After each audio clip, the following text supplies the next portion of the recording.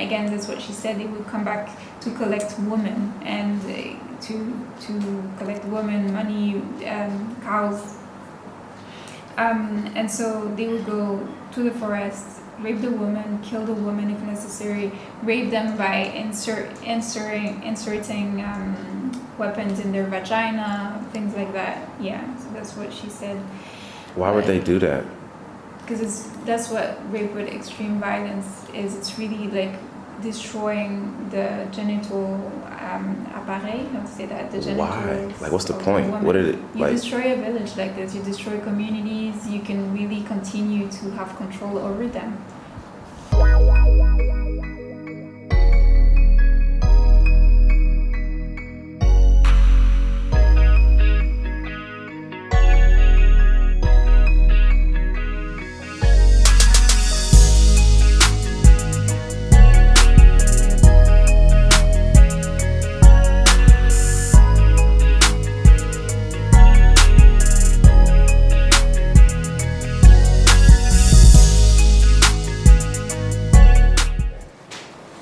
Okay, so right before that, could you give us a brief history of the conflict in Congo and how long has it been going on? What's the cause of it, etc., for those of us who just have no clue, no point of reference? So the conflict in Congo, I would say, if we can put a date on it, it started in 1996 when Kabila Mzee, so Kabila's father, initiated a coup against Mobutu. So to make Mobutu fall, he came in the country from the eastern part with troops from neighboring countries, supported by external forces that are going even beyond our continent, right? And he came in, and by bringing those troops in, those troops just never really left. Okay. I think we also can refer to the Rwandan genocide, as a lot of the victims of the genocides came to Congo to find refuge, but then their perpetrators followed them. So they followed them and they continued the killing in Congo. So this genocide, we can't really say is really over. It's just that the dynamics of this genocide are different now. It's different victims. I think that we all became victims now. The conflict has been going on for 26 years. Depending on what date we use. So at the core of the conflict, for example, in Israel, you have Israelis and Palestinians fighting over the land. Yeah. Starting from 1942, when they were allowed to occupy that region. And the Palestinians' land has been shrinking ever since then. What's the core of the conflict here? What's the purpose? Like, why?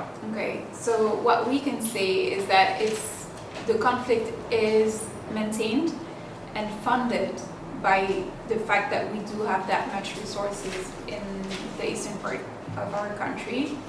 Everywhere in the country really, but in eastern Congo we have everything. We have gold, we have coltan, we have tourmaline, and many other gemstones. And so this has sustained the conflict because the armed groups that were there for different reasons could be financed in that way. And why people are still okay with that, I would say, is because it's linked with modern slavery. And the fact that we are in conflict, it's enabling modern slavery, it's enabling the prices of the merchandise to stay low, it's enabling all of this chaos that's letting multinationals benefit from the situation, multinationals and external states. And maybe even our own state.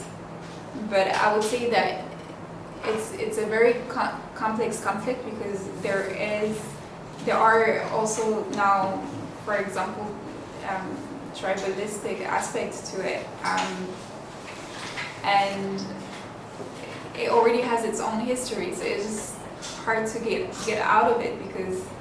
I see. Yeah. So can Let me pause. Okay, so can you have Yvette explain to us how did she get involved in the conflict? Like, what happened to her? Was she born into it, or did she just find herself somehow into it? And then if she could explain that, and then how she felt, what did she think, what was the mindset she was in while she was going through all of that stuff? And then afterwards, I want to know when she got out of it and what she felt when she finally got out of it, and what was her mindset since then and now. Ok. Donc, est-ce que vous pouvez vous présenter, peut-être expliquer comment le conflit vous a affecté? Oui, moi je suis Yvette, je suis née le 29 décembre 1998 pour dire que je Okay. So what she just said was that she was born in 1998, so she's 22 today. But she talked about different episodes. She was victims of different episodes because, as I said, the war has been going on for more than 20 years, and so it's at different moments that different groups would go to different villages. So what happened in 2004, 2003 is that there was an armed group called Interamwe. It's the Rwandese Hutus. But so they were there in the village, and they started burning houses, kidnapping women, and going with them in the forest, rape the women, etc. What she remembers of that time when she was 5, 6 years old is that she lost a lot of relatives to those houses in those burnings. For example, one of the houses that was burned had 7 of her relatives in it.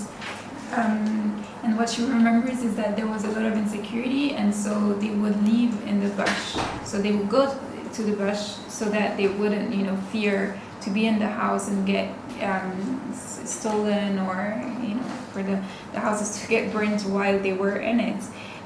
The thing is, the Interamwe would still come back, even after they burned the houses, and again, that's what she said, they would come back to collect women, and to collect women, money, cows. And so they would go to the forest, rape the woman, kill the woman if necessary, rape them by inserting weapons in their vagina, things like that. Yeah, so that's what she said. Why would they do that? Because that's what rape with extreme violence is. It's really like destroying the genital appareil. How to say that? The genitals. Why? Like, what's the of point? the woman. What did it You destroy a village like this. You destroy communities. You can really continue to have control over them. And the thing is, what Interamwes or the different people that are in those armed groups now went through, when, for example, in the genocide in Rwanda, I don't know what else we can expect from them apart from that kind of behaviors. They saw bodies and like hands there and heads there and of their own parents, because it was made a tribal war, but obviously again there was also there are always other motives behind it, right? It can be control of resources, control of land, power, as simple as that. But I think that especially what we need to understand with the continent and with countries like Rwanda or Congo or Uganda and Central African Republic, countries that have been through those conflicts or are still going through those conflicts, is that we are very young countries. We are 60 years old for Congo, for example. And I think that what we need to understand is that there are things that can be expected from us, but war makes a lot of sense when we know that our borders were put there in 1885 by white people in the Berlin Conference, right? So it's also linked to that. We can't just put our wars on simple, identify simple reasons or roots for those wars, may it be tribalism or economic interest. It has to do with power, with control. And I think that's what's making it so complex. Other things that she added, thank you. Other things that she added was that she really wants peace. She said that in the middle of her talk, and then she said that she got pregnant, and she was a victim of that, the rape that she was mentioning and the kidnapping that she was mentioning, but that was later. How did she feel when she found out she got pregnant? And what did she do? Comment vous sentiez quand vous avez appris que vous étiez enceinte? Vraiment mal. Vraiment mal? Oui. Et comment vous avez su? Parce que vous étiez malade ou bien vous avez fait... Qui vous a dit que vous étiez enceinte?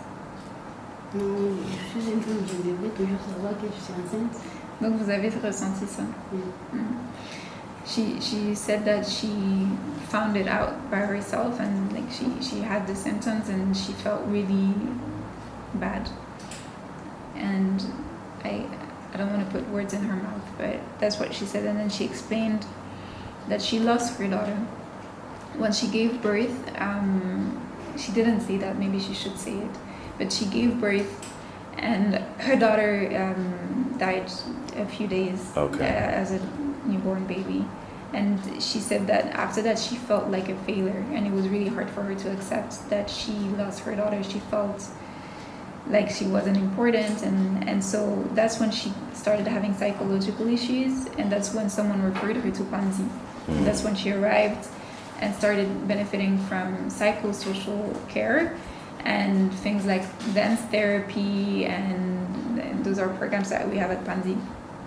And then she said it again, she wants peace. How does she deal with losing all of her family members so young? Like, how did that impact her adult life? Comment est-ce que ça vous impacte en tant qu'adulte d'avoir perdu autant de personnes de votre famille quand vous étiez aussi jeune, et d'avoir perdu autant de choses, si on peut dire on peut dire que vous avez perdu certaines choses, n'est-ce pas, et certaines personnes. Comment est-ce que ça influence votre vie d'adulte? Ma vie d'adulte, c'est que ça influence dans ma vie d'adulte. Merci. So what she said was that in her today life, how she feels about this. I mean, I think I'm going to speak for her. But I think that because she was born into it, kind of, right? She was born in 1998, so I don't think that she really knows how it's impacting her life. It's her life. It's not impacting it. It is her life, and so I think what she said it was that when I'm going to tell you what I just said. So I just said that je veux pas mettre des mots dans votre bouche, mais ce que je pense maintenant, elle a dit, what she said was that when she hears about the armed groups in Teramwe, today she still feels so much anger and frustration with that because we still haven't had justice, right? And it's continuing. And so she said, she gave more details about how they would do things, and she said that they would go and lock the doors, so put cadenas on the door, like locks, on the doors, close it, and burn the houses so that everyone that would be in it would die. Like the goal was to eradicate villages, and that's why again they were sleeping in the bushes and all of this. And so then I asked, why would they do that? Like, why would you know? And she said she thinks it's because where she was, it's in the Kahuzi Biega reserve or park. And so where she was, close to that, they have coltan and other minerals. And so she thinks that for them to have control over this, they wanted to eradicate the villages that had to deal with those different lands. And also they wanted to steal the cows again. It was really just for looting. And she said that maybe the fact that sometimes they wouldn't find any cows or any minerals would make them so angry to the point where they would be that violent and be able to steal more in those houses, steal the woman. And then I asked, so why do you think they had so much hate? Like, how can you get to a point where you can have so much hate? and kill people in that way. And she just said, I don't know, I really don't know. And there, yeah, and that's it. So now, does she enjoy her life? Does she enjoy where her life is going? Does she have any hope? Does she feel any purpose? Est-ce que maintenant vous aimez votre vie? Est-ce que votre vie aujourd'hui pour vous, elle a un sens? Est-ce que vous avez l'impression d'aller quelque part qui vous plaît? Quelque part. Donc, est-ce que vous avez l'impression que votre vie prend une direction qui vous plaît? Ok, merci beaucoup pour la question. Pour ma vie actuelle par rapport à la vie passée, je suis tellement contente d'abord que je sois formatrice en bijouterie. Je suis tellement contente que je sois formatrice. What she said was that she's so happy with her life. Thank you for the question. She said that, and she said she's very happy with her life today. She wanted to thank also the Panzi Foundation and Dr. Mukwege for all that they've done, and she said that Dr. Mukwege took risks for her to be able to be at this stage in her life right now, hence the recognition that he has. But she also wanted to thank Sifodi, who are partners of this lapidary training center from Noreen Masaki, and also partners of Panzi Foundation. She said that she felt so blessed to have been chosen to be a part of this training in 2019, and today to be able to be a trainer.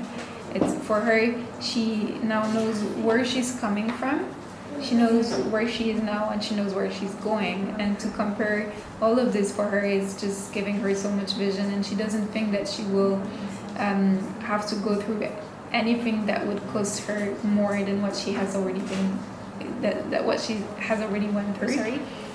And she said that now she's also so happy to be able to train other strong women to... If you could tell us a little bit about the mission of the organization and how you guys benefit the members or like your beneficiaries. Okay, so Panzi Foundation was created in 2008 to provide holistic care to survivors of sexual violence. So it was added to the hospital that was created by Dr. Denis Mukwege in 1999 in Bukavu, in Panzi. He simply created a hospital, but when he was there, he noticed that a lot of women were coming that were raped with extreme violence from the villages, coming from the villages. And so our mission is also to empower the women. What we want to see is this change, this shift in society. We want to see gender equality, peace, justice, but I think that through programs such as the one that we are in, are programs that are giving experience to the woman and confidence to the woman, giving in them what way? forms What do you do? of knowledge. So what we do here, for example, the project I'm managing is basically setting up a Panzi value chain. So the project has different levels. We work in the mines, so with women that are still living in mining areas, women that are sometimes also exploited sexually, or sex workers, but never really have, I would say, a lot of responsibilities in the mines. Yes. So they never really have a lot of responsibilities in the mines, and so we train them so that they could become negotiants and traders with the gold, with the gemstones. That's for now the two different sectors that we are in. And the other side of this project is the workshop. So Yvette, for example, is a trainer of this workshop that we have at Panzi. And what she does through this project is that she, first of all, she was trained as a trainer here in Tanzania actually, and this is her third time here. And she now is a staff of the Panzi Foundation. So that's really the aim, to have women that were first beneficiaries of the foundation, such as Yvette, to become independent, empowered, and actually be a part of the shift that we want to see in society, and be a symbol of everything that we are trying to say is possible for our society. So how many women have benefited from this organization so far? So I think the numbers last year, I have to verify this. Just generally about how many people come through your program, like how many people from the hospital care, from the training programs, just.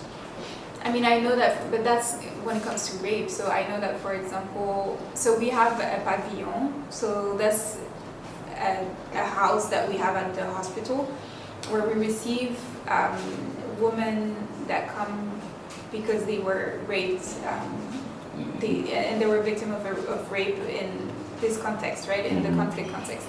And so per day we still receive, our average is between 3 and 7 women a day. Per day, yeah. Wow. And we have maybe 300 women that are staying at the hospital, but that's a turnover that's quite short, right? They don't stay for longer than a week. But at the foundation, some women live at the foundation, and the women that live at the foundation, for example, Yvette lived at the foundation for quite a time, and often the women that live there at Maison d'Orcaz are young women that got pregnant from the rape, and so needed to be supported in different ways, and that were, I would say, more vulnerable, also to be stigmatized in their villages. And so we welcome them at the foundation, they stay with us, and at the foundation they can participate to the different workshops that we have. For example, one of the workshops is the jewelry making workshop, and